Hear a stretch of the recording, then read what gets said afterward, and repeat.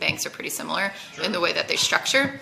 And it all comes down to like that they don't sell a software product. And they think that when they think about products, they're like, oh, no, but that's the business side, not the tech side, right? Like you got to separate them.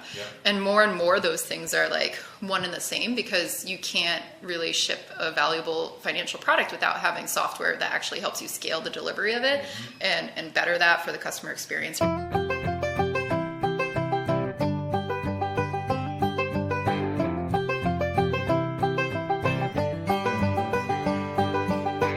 Welcome to the Not Unreasonable podcast. I'm your host, David Wright, an actuary and reinsurance broker. This is a show of interviews with people who have something to teach us about managing our businesses and ourselves. There's a lot to learn out there, folks, so let's get to work.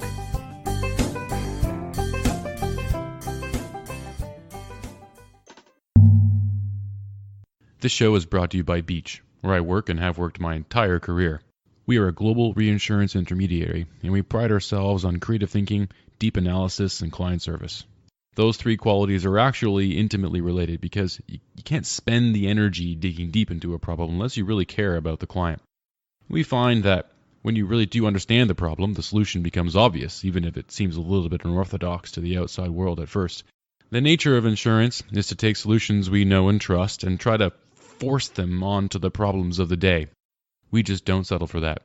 You can see further at beachgp.com. If you're an actuary, you, like me, probably dread the professionalism continuing education requirement. I think that the best time to satisfy this is in podcast time, while on your commute, while walking your dog, while mowing your lawn, while doing the dishes. Head over to notunprofessional.com, where, for the price of a CAS webinar, you can get content dedicated to continuing education for actuaries, especially Professionalism CE. That's notunprofessional.com. Thanks for listening, and thanks for supporting the Not Unreasonable podcast. My guest today is Melissa Perri, CEO of Products Labs, a consultancy that advises companies on becoming product-led organizations. Melissa's focus is on software products, but I think the ideas here translate much more broadly. Today we'll be discussing products, product management, and Melissa's book, Escaping the Build Trap, How Effective Product Management Creates Real Value. Melissa, welcome to the show. Thank you. It's good to be here. So the core insight in the build trap, my words, tell me if you agree with them, is that companies focus on the wrong metrics when evaluating their own performance. So what are they measuring, and why is it appealing to them to measure things like this? So it seems to me that there must be somebody who wants to fall into the build trap. Otherwise, nobody would fall into the build trap. Yeah, I think what really happens is that as you scale companies, right? Like when you start off as a startup, you're going, what problem am I solving? How do I create value for my users? And you're really focused on value. And you can't survive if you're not. Honestly, they go out of business really fast. Right. As you scale and you get more money, right, you've got a longer runway. And this pressure to deliver really, gets on you. And it goes all the way up until you become a corporation, right? So now it's not like, in corporations, it's not survival mode. It's more of like ship so we can deliver more value. And what happens is these organizations start to think about quantity, right? Like how much are we shipping instead of like quality and what value are we actually providing? So we get this misconception that the more products we ship, the more software we put out there in the world, the more value that we're actually providing, but that's not actually true. Where's the original sin? So one of the things we talked about just before we started the recording the conversation was that there's definitely a difference in finance circles, right, in their perception of what's going on in software companies. There are different disciplines, yet the finance people come to own a lot of software organizations and software development processes. Is it just that you have let's call it a plurality of views of how to run a company, and maybe the wrong people are influencing the wrong decisions? Is that kind of as simple as that? I think that's very true of where it is right now. But I think so. If you look at it, like the very large corporations that were, that are making these digital transformations, they call them these days. You've got companies that were not originally software based, right? They've been around for hundreds of years, right. 40 years, 50 years, right? Software was never how they scaled. Instead, they scaled through services and through people to deliver the financial products or the insurance products or whatever you sell, right? And at its core, what they sell is not actually software, right? It's a credit card. It's a car insurance, right? It's these different things that are not actually software. If you look at Google, like what they sell is actually software, right? It's based in that. So it's about these two types of companies, right? Software-based and non-software-based, coming up in different times and different ways. And the companies that were not software-based are realizing that they can't keep up with the ones that are software-based and innovating on top of them, because they can scale so much better and so much faster to get delivery of value out to customers through software.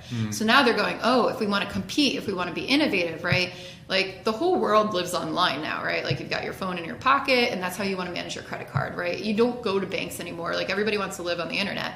So if these corporations want to like keep up with that, they have to figure out how to innovate through software. And I think that's really where it is today. You know, one thing that came to mind as you were talking there was how similar the pitfall is, which is there something inherently distracting about software? So think about it this way. So you're saying there that organizations are used to delivering value to customers without software, right? They aren't software companies. But one of the really important observations I think that you made in the book is that even software companies aren't really software companies, right? The whole point of your intellectual framework here is that you're not focusing on the software, you should focus on the value, which is something that I suppose these enterprises lose sight of when software wanders into their view.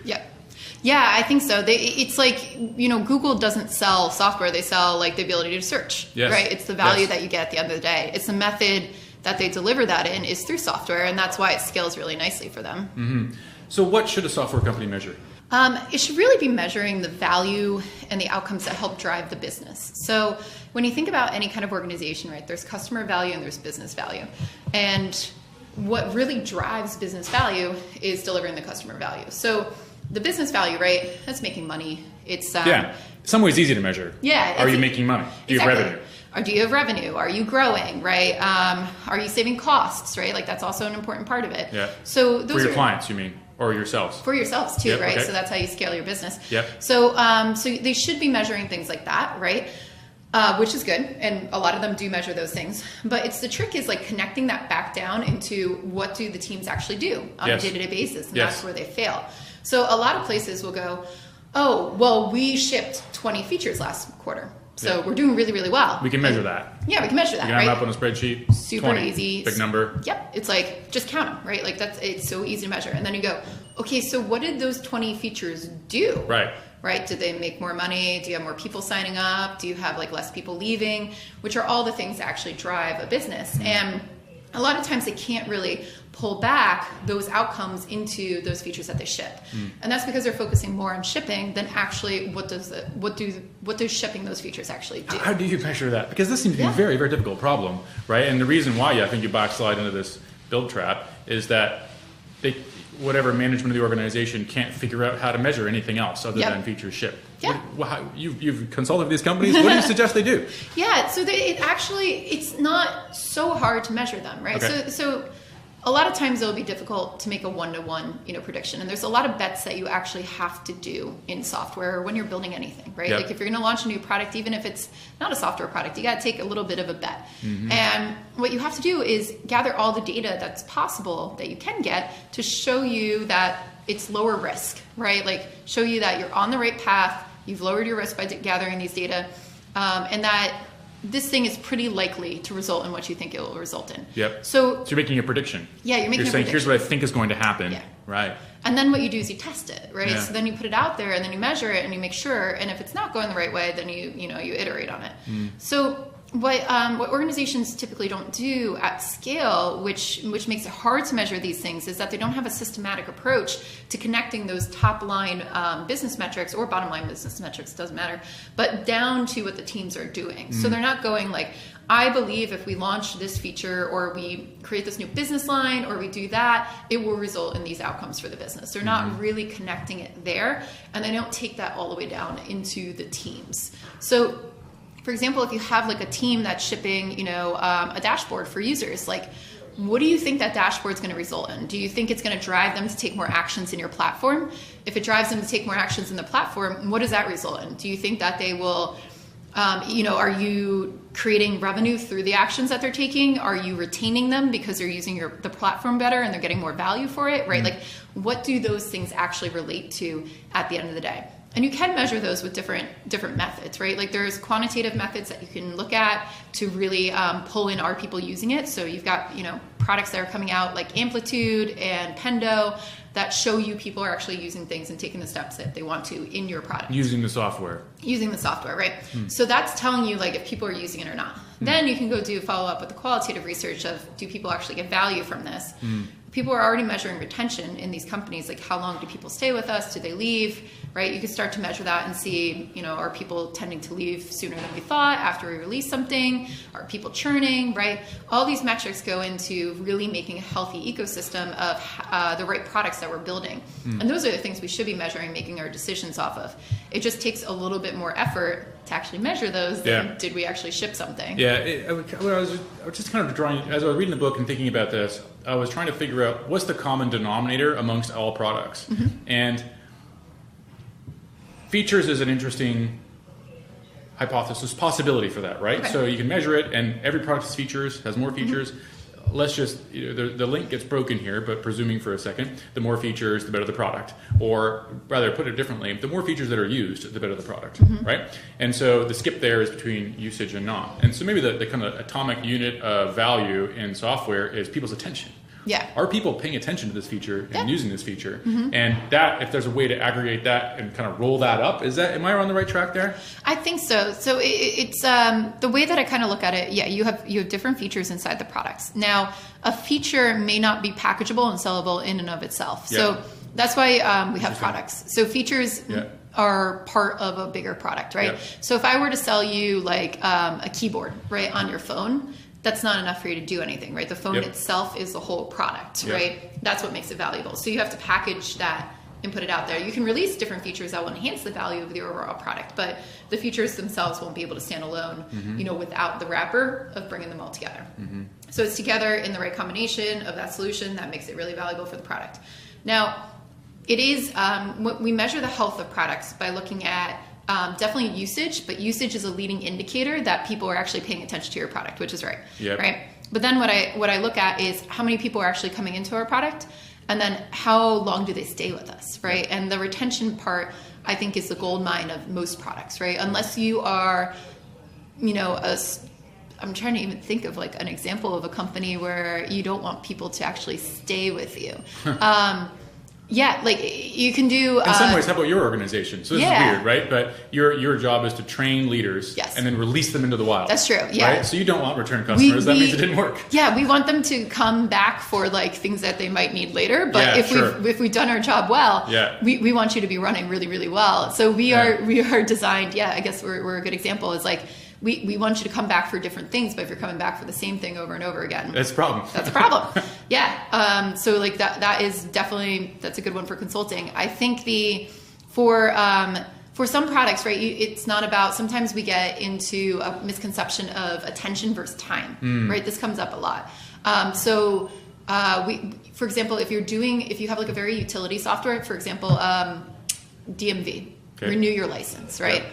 You want somebody to be able to renew their license in 5 minutes, right, and be done with it. You don't want them to spend 20 hours on the site. And a lot of times people will like look at how much time people spend on their products instead of can they accomplish the thing that they want to do. Yes. Yeah. Yes. So less is more in that case. Less is definitely more. For anything that's like a workflow app or a utility app that's like in and out, I just want to accomplish my task and move on. Yeah. One of I think the part of the book that I found most interesting was embedding kind of these observations about concentrating on customer value and the difficulty of integrating that into a whole org structure of a company, right? So how does, let's call it a senior level executive know that their teams are, and obviously over longer time spans, revenue's going up, company's profitable, that's great, we got that. But so let's say you got a board meeting or whatever, a recorder, and they're asking me how you're doing.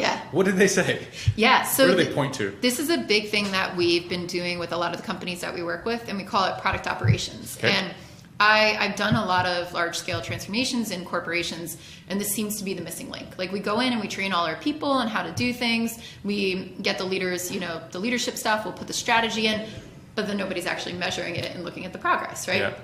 So when we think about product operations, there's a bunch to it, but there's one key piece that's called data and insights that we do. And what we do is we go and we pull all the stuff that people are doing together and talk about the outcomes and put it into dashboards so that leaders can look at it and say, oh, okay, so last year, or this year, this was the strategy for the company. These were our big objectives that we really wanted to hit. I call them strategic intents.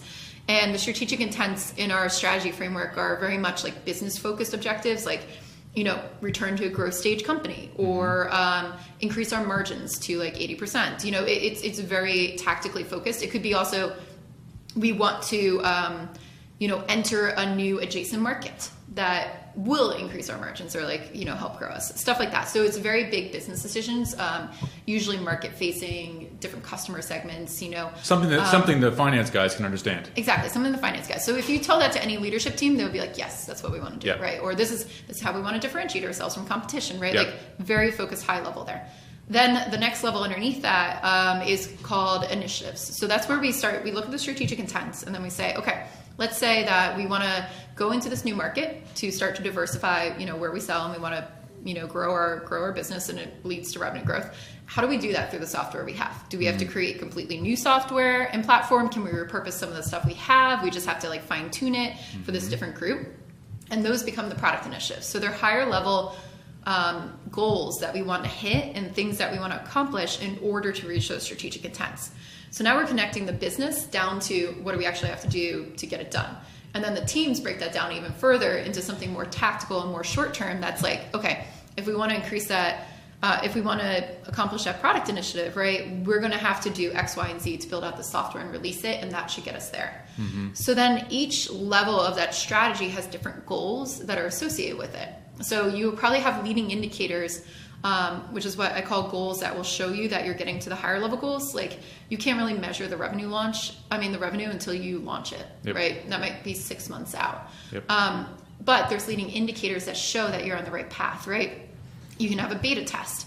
You can get adoption in the beta test. You can measure people doing retention on it, right? Which means like you just release it to a smaller segment of people and make sure that they like it, right? So you can do all these things shorter term, faster, to show that the bigger goals are on track. And what we do in product operations is we go about and connect all those activities together so that you can look as a leader at it and say, okay, we are on track to launch into this new market. We've shown that through beta tests. We've adopted, 500 people adopt it. They come back frequently. They're retained with us. We've gone out and done research with them. They're very, very happy with it. They want more. They want to sign up more people. They want to sign up more stuff, right? And that's showing that we are on track to reach these goals. So it's about like really connecting it through the organization and rolling up the stuff we're doing with the teams into revenue and cost matrices on top, so that the leaders can look at it and start to make decisions, right? So what does a company do before reading your book, before setting up a product operations team? Just as an aside, as I'm listening to it, the thing that's coming to mind for me is, boy, it's complicated. There's a variety of metrics you have to pay attention to. You have to invent ones and then measure them and then communicate them back up again, right? So there's quite there's a very intensive amount of work to do there. And of course, you are suggesting that organizations should have an entire group of staff dedicated to only that. So that makes a lot of sense. Matching resource to need there. What does a company do without that? Is it just they count features? Is it simple as that? Or is there, when you walk into an organization you consult for, what do you tend to see? I see a lot of bad things. If it's a very large corporation, what they typically do is silo off technology into its own department. Right. Sometimes that's under like a digital transformation office, or it's under an IT office, or it's just kind of hanging out over there, right? Like it's over there, and then the business is over here. And I asked them, like, how do you plan your strategy? And they're like, well, the business plans a strategy, and then they just tell us what to build, right? And that's almost always what happens. Yes. It's 99% of the cases that I see. Yep. And what's happening is those corporations are not thinking of software as a strategy, right? They're not seeing it as a way to deliver more value and tie it into the business. Like the way I think about all those corporations, right, that, we're not software based and have these financial instruments or these insurance instruments or whatever you sell, right, is that software is the wrapper around it that helps you deliver that solution in a better scalable way, right? So it's easier to deliver value to your customers. You can now do things you couldn't do before with humans with it, right? Having AI in there to predict what people do, make it a better product, position it better for people, make it easier to access your account, make you pay your bills, right? Like you can now surround each one of those products with a lot of technology that helps deliver value and produce value more for it. But when corporations separate that, they don't see that, right? They look at it as, oh, like this product is, the business. It's the product that we sell, and software is just a way that, we can, plug in and ship it or sell it easier, right? They're like, well, we'll just sell it this way. And they don't connect the strategies of the two, and they don't think about them as the same thing.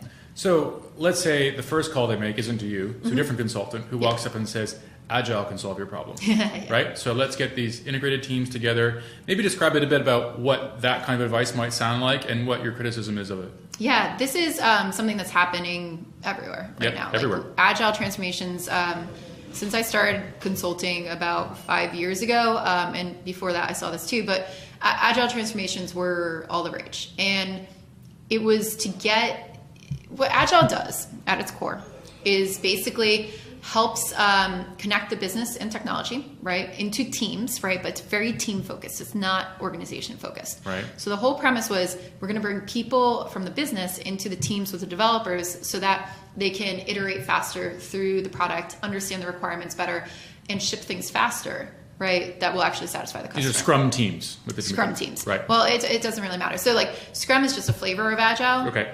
There's also like extreme programming too. So Scrum is the predominant thing that everybody uses. Okay.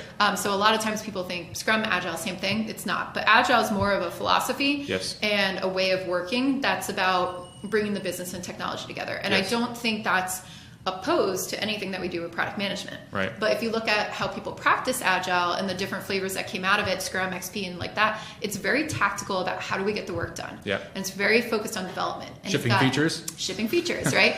And it's about the roles that you play in that team to bring people together. Yep. It's not about how are we building the right thing. Yeah. How do we ensure that we're building the right thing? It's got very little to do with business strategy, technology strategy in the way that it enhances it. It's very much about how do we get our work done in a faster way.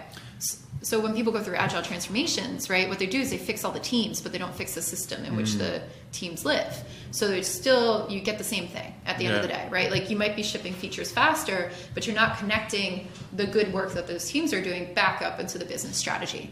And that's why Agile transformations are like going Agile, right? It's just not enough. The philosophies in the organization are good, right? Like what they bring to the organization about getting value out faster to customers, satisfying the customer more, bringing business and technology together. All those things are great. In practice, people don't make the full transition. They go, oh, okay, all of our software teams now have like a product owner on it. We're done. And that's not really what's needed, right? You need to connect all the things that you do from the business down into how do you deliver it through technology. There's one interpretation of that whole framework, and at the beginning, maybe it was, I don't know, some part in your book, I was feeling a similar sentiment, which was the knowledge of the customer lies with the bottom rung of the organization, the customer-facing portion of it. And that kind of feedback is incredibly valuable. Now, what's interesting to me about your, call it evolution of the framework, is that actually the people at the top do have value too. Yeah. Right? And so the organization is something more than a bunch of disembodied Scrum teams or whatever the team names are, who are close to the customer, they're able to build the features, but there is an integrating component which is necessary still, which can get overlooked. So what value does the strategic intent give to the teams if they can talk to the customer and say, the customer wants this, I understand what they want, I'm going to build it.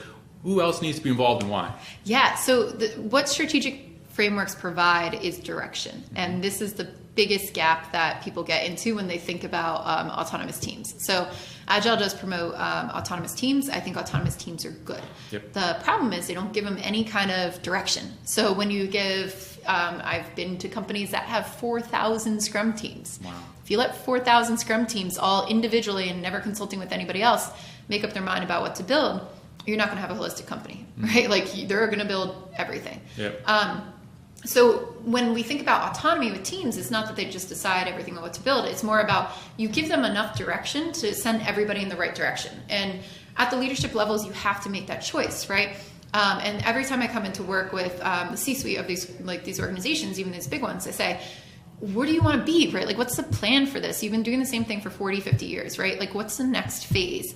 And the next phase can't just be, oh, we're going to be digital, right? That's not a vision. How are you going to compete with these companies that are coming up out of startup mode and taking a lot of market share from you, right? Like they don't scare them right now because they have a lot of money, but give it 10 years, give it 20 years. Like people are going to be searching for something that is easier for them, that really matches them better. And these companies can innovate faster because they're smaller, they're more focused, and they have very good direction. Mm-hmm.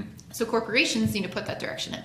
And that doesn't mean that, we are all only working on one thing with 5,000 Scrum teams. It means that we're balancing a portfolio that can look after the stuff that we actually have going on that are doing well, right? So maintain what we currently have, take that and start to differentiate a little bit with it, build new products on top of it, and then innovate, right? Build things that will get us to the next 7 years, 10 years, right, in the future. So we're actually exploring that. And that's what Amazon does really, really well. Amazon doesn't do a million things well. They don't have a great corporate culture, but they really do portfolio management super, super well. And that's where you get things like Alexa, right? Because they're looking at how do we differentiate ourselves? How do we innovate, right? And they make a point to have teams that go out and explore those different areas, and they test and they learn. So leadership has to make the decision that they're going to invest there, right? So they're in charge of setting the vision for where the company is going to be. Are we going to keep doing what we're doing? Are we going to, go in a different path? What kind of path do we really want to take as a corporation, right? Like, why are we here? Why do we show up to work every day? What's the value we're actually going to produce here? And then what they have to do is start to think about how do they want to invest in that plan, right? So do they want to spend 60% of the budget that they have maintaining products and 40% looking at new innovation? Are they doing 80% to maintain the current products? Most of the companies that I see in these corporations, 100% of the money doesn't really go to innovate. Like, it goes to maintaining what they already have. Nobody's looking at innovation. Nobody's figuring out how to pull that in. Or they'll set up little startup teams that are kind of separate, and nobody really figures out how to integrate them into the strategy, right? So I think that one of the main vehicles for integration, often in bigger companies, is the budgeting process. Yeah, exactly. And you think about what is ultimately the source of control for the senior management organization is that they got the money.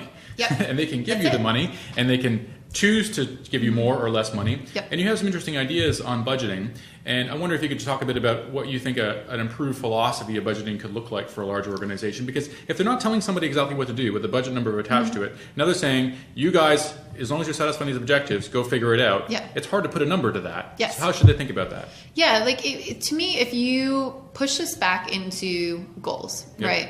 What happens is we typically fund teams at the lowest level. We fund projects. So most of the accounting in corporations is done on a project basis. Yep. So there's usually a project management office. People have to come and put together an entire business plan about what they're going to build and why they're going to build it. I've seen those things get made in a day. And I'm like, how could you possibly know that you're going to spend $20 million on this thing and that's going to go exactly to plan, and you just came up with a strategy in a day? Because I had to. I had no choice. That's what they say. And I don't blame the people who do that. That's just a product of, the way that the system, right? So then they bring all the business plans together, and then they're like, okay, we'll fund that. We won't fund that. We will fund that. And then they fund it very much into the deliverables, right? You build me this feature, it cost me $30 million, go, right? Like that. So the problem is it's pretty unknown. They're usually not tied to goals. We don't really know what we don't know. So if you haven't tested it with users yet, how do you know that's even what they want? Right. So we're making guesses. So a lot of budgeting processes are made off of guesses. Well, you have two ways you can work on that, right? So one, you pad it, right? And say, I know there's an area of margin here, and so let's just sandbag this sucker. Or you go massively over budget. Yeah. So, or one over both at the same time. And I had, so at one financial institution, I knew the CTO, and it was a very large corporation. He actually started as a director of engineering, and he worked his way up to being the CTO of Europe and Americas because he was so mad at the budgeting process. And what he found was that his team would get relegated, a couple $1 million to build something. And they would realize that they don't need all that money to actually build it. But the problem is if they didn't spend all that money that year, they would never get that much money again. Right? They only look at what people spent in the past to figure out how to budget for the future. Yeah, what do we do next year? What do we do last year? Exactly. I've seen it. Yeah, and so they're like, well, we could have saved $5 million this year, right, of our project because it just didn't take that much money. Yep. So, let's do that. And they're like, oh no, let's go spend that $5 million building a bunch of random stuff just so we can get $5 million next year too. Yeah. This happens everywhere. And what should be happening though is more of it's breaking them up into systems of, first of all, is this in discovery mode or delivery mode, right? So we're looking at that for looking at the different projects and the initiatives that we're doing.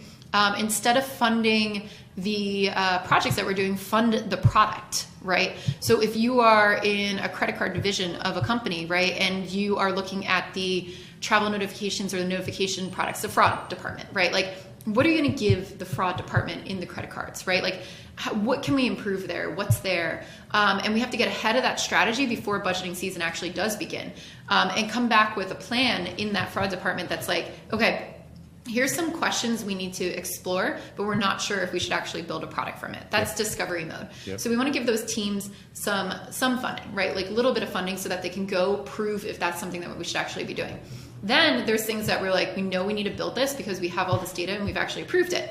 Those ones you can say, okay, let's take this funding and do it. But if you fund it at a higher level, right? If you say like, oh, we're going to give, the fraud department, $20 million this year, now you can change course a little bit in the different projects and the teams as you go, because you can start to see if it's working or not, right? So if that discovery mode gets into delivery mode, you're like, okay, have a couple more people go.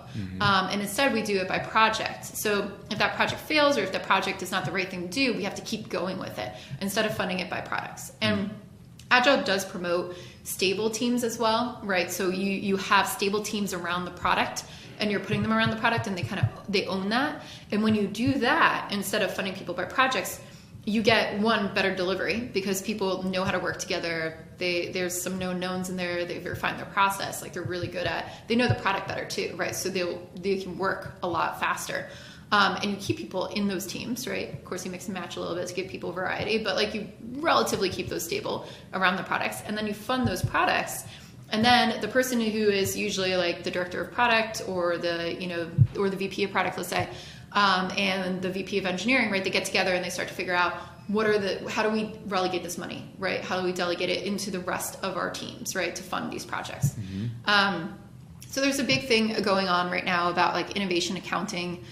Janice Frazier has done a bunch of work with that. I saw everybody on Twitter trying to get her to write a book on it because this is one of the biggest questions. And I think a lot of companies have all these questions about like CapEx versus OpEx. Yeah. And how do we do that? Because you could run out, right? Let's say you see this many projects, discovery projects, and I do want to talk about that because I think there's a lot of interesting to say about that. But if they all turn up green, then it's like, well, we're kind of out of cash. Yeah, that could happen. And then that comes down to prioritization, right? What should we build now versus later? So it's not about funding everything. I think we look at organizations and we're like, we must fund everything.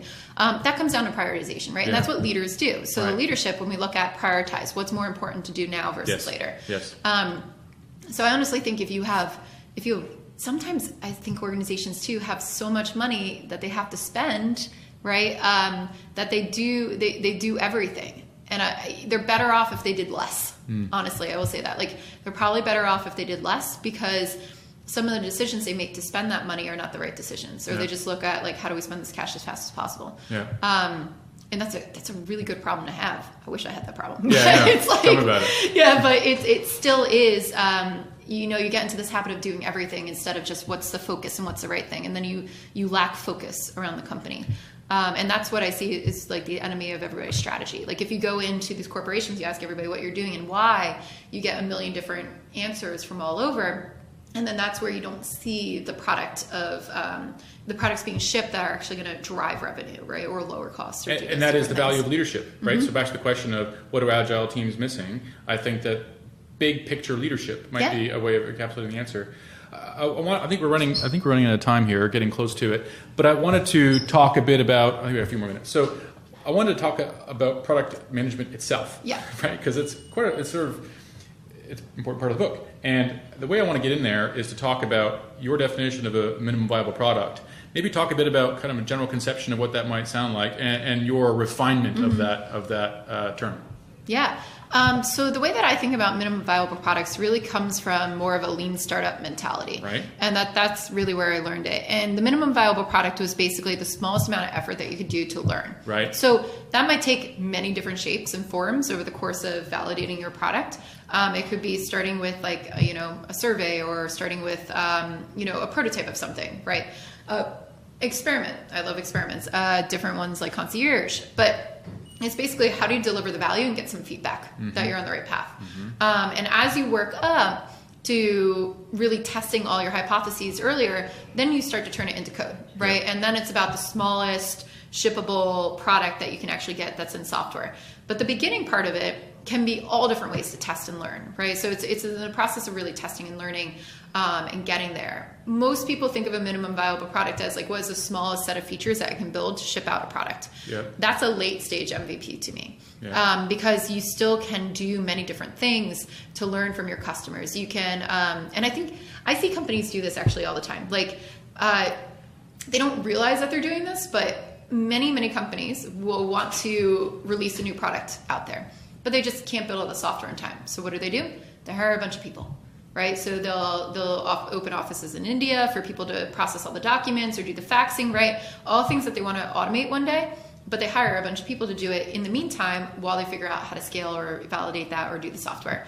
To me, that's an MVP, right? And it doesn't mean that an MVP is like super cheap. It costs $1, right? You're going to have to invest money into doing that. But what it allows you to do is iterate quickly, and you're not investing like, $500 billion in building this product and then finding out that it's long not lead good. time. Yeah, it's a long lead time. So you can start delivering value immediately, learning about it, right? And then you start to automate things away. And I see a lot of corporations do that by nature. They just don't realize that they're doing that. And what they do is they never get to automation, where they never actually get to the software pieces of how do we automate this? How do we make this faster? How do we make it streamlined? And that's usually the enemy of where they fail. So talk about testing. Yeah. So testing is such an interesting concept. And I think maybe the deepest, most underappreciated idea in all of this, I think, is that you learn by doing. Yep. Right? You don't, and what's even more amazing is something that was really cool you talked about in the book, which was even the customers don't know what they want. Right? Yep. And so you have to pull that out.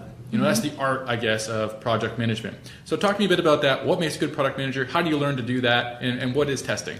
Yeah. So testing to me is really figuring out what your customers want in small ways. So that could be, showing them a prototyping and their feedback on it. It could be building something super, super small and like letting them use it, right? And getting some feedback there.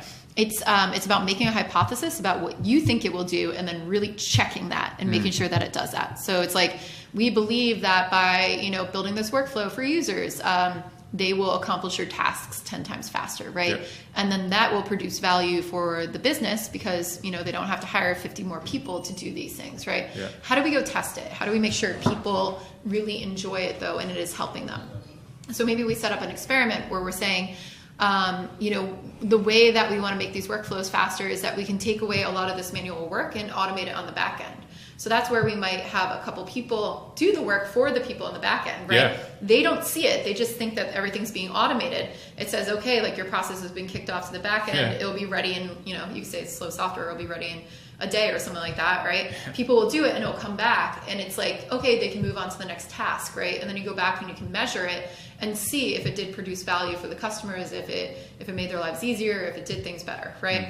And that's like that's what product managers should be thinking about, right? Like, how do I make sure that this is actually valuable for my users? How do I get the feedback from them? How do I make sure that whatever we're building is going to produce the things that I think it should be building from a business perspective and from a customer value perspective? Yeah, and that seemed to me a very unique ability to be able to integrate those, or be a generalist across these domains. So talk about good product management. Like, how do you find these people? Where do you get them? I will say it's hard. Like, it's not something that you learn in school. And I do a ton of hiring of product leadership, CPOs and VPs of product for the companies that we work with, but also like senior product managers. So we try to help all the companies that we work with get the right talent in. That's a big piece because we don't want to be there forever. We're like, you got to hire people. Yes. Hire these people and let them do their jobs. And so when I go out and when I interview people, it's really interesting, I would say too, because like 10 years ago, when you found people who had product manager on their resume, they were usually really, really good product managers, and they came out of software companies and they did some of this testing and learning, and it was, there were fewer of them on the market. And then since Agile kind of took over, and this became a really, really hot job. Like it's blown up. It's been one of the higher paying jobs over developers recently. Sure. And there's just not a lot of people in the market. So it's super competitive. Like when we find people, they could be gone in a day. Like this happens every day to me. But a lot of people, one, have been changing their titles to product managers, and they were not necessarily product managers before. Yeah. I see that a lot. And it's fine if you did the work. Like, sure. I was actually if called... you were. Yeah. So, like, I was called a business analyst when I was at Capital IQ, but, like, I did the work of a product manager. And, you know, when I went to JP Morgan, I was a business analyst there. Very, very different. I was like, oh, this is not what I was taught at Capital IQ. So that was, you know, if you have that and you have that experience, I look at what people actually do. I rarely look at titles because of that, right? I'm looking for people who go out, talk to the customers, figure out what they want, work with teams to figure out how to iterate that and test it and ship it, and then go back and measure the success of their product and grow that into a business strategy, right? That's what I look for in people. How do people learn that? Right now, there's not a lot of paths. There's a lot of companies and schools that are teaching courses on it.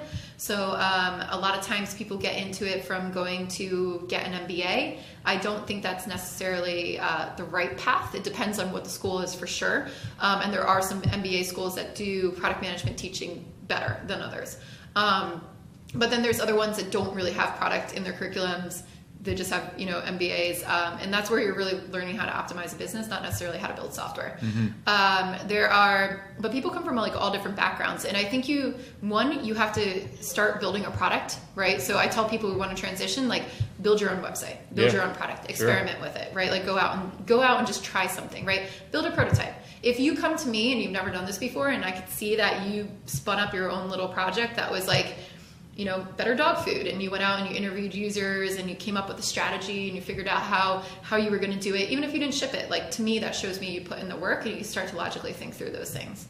So I tell people that when they don't have the experience. I see people come in from development and UX and from the business who learn how to work with development better.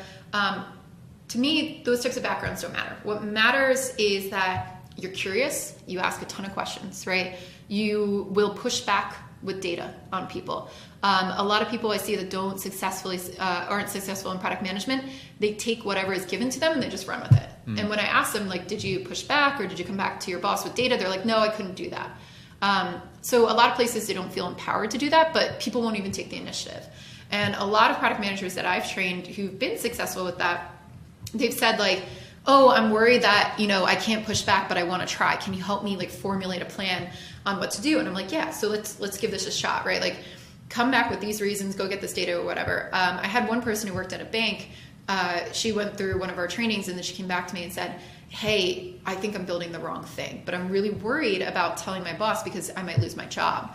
And I said, right, tough one. I said, have a conversation, right? Like, let's just show him with data what's going on. And she told her boss, she stood up and she said that. And she's like, I just think this isn't what we should be spending our money on. I think we might be able to do something else. And he said, you're right. And she got promoted. Cool. And she now runs like a very huge part of that business because she had the power to go back and stand up. And, you know, she didn't come back and say, like, you're wrong, this is all the wrong stuff, right? Yeah. She just said, I think we could be doing something better. Why don't we collaborate on it and try to figure that out? So you need to have like that confidence and that ability to really like synthesize the data, make a plan, come back with an argument, and really present that. Like that's kind of what I look for in product managers. So there's ways to get started. Like we have an online course called Product Institute, which is usually for people who are already in a company where they might be able to practice. It's not as much for career transitioners. Career transitioners, there are places like General Assembly that will give you like a very good introduction to what's going on there. We've had like people in our class from, you know, UX backgrounds or for development backgrounds or business backgrounds that want to learn more about it and been successful there. But this is a big problem. This is a problem that I'm personally trying to solve is the education of product managers, and something that we're really putting a lot of work into this year to come up with like what makes a good product manager, how do you train them and get into it. The world needs a lot more of them. And that's it. It's just that we need a lot more of them. It's going to be a bigger job. It's going to be a more important job. And companies look at this job and they think that it's just tech, right? They go, oh, product is tech. And that's not wrong. That's wrong. Product is business, right? It's about helping you scale your business through making the right moves for the value in your customers. And more businesses need to see that that's what this role is. It's a business function. It's going to help you grow your business. And it's going to do it in scalable ways and with the right solutions for your user. And we need more people who can think like that. So I want to close on actually touching on really the magnitude of this, because at the beginning of the conversation, or near the beginning, you talked about how really this is about two sides, let's call it a legacy enterprise organization that has the business side and the tech side, and you got to find a way to merge them in some ways. And I think that the product management people, you could use the word business analyst, the role you had, which is product management, and that's familiar to me as well, where we have, let's say, you're buying a new billing system for your company or some equivalent, right? And it's an internal software project. You talk about internal tools in the book for a little bit. And that is a situation where you need a business analyst, a product manager more than anywhere else. Let me talk a bit about how that translates. It is universal, right? Yeah, I think so too. It's the, it's pretty universal. I think it depends on what they're doing. So like I said, JP Morgan, when I was a business analyst, I was not doing product management. Like I was kind of managing the disaster recovery of servers. It wasn't product management. But if you look at like what people are doing in these large corporations, there's a lot of business analysts that are now becoming product managers. It's not a one-to-one transition. You still have to learn a lot of going out and talking to the customers, bringing that back in, iterating, testing and learning, right? Those types of things, strategic moves on those areas, but it's not a bad domain to get into. But I think that's really where all these organizations are moving. I will say too, from an organization standpoint, when you have really good product managers, you can scale your teams better. You don't need 20,000 people sometimes to run an area of the business. Sometimes you need 50, right? So there's going to be this shift, I think, as we get better product managers and as we get better, people who are really good at building software like this, where these companies are going to be able to produce more, right, with less, because we're going to be streamlining a lot of those functions. So I think that's going to be something that's going to be really interesting over the years to come, to see like what's going to happen to these places that have 45,000 people. Either you're going to spin up a lot new products, which will be really cool, or is it going to slim down? Yeah. My guest today is Melissa Perri. Melissa, thank you very much. Thank you.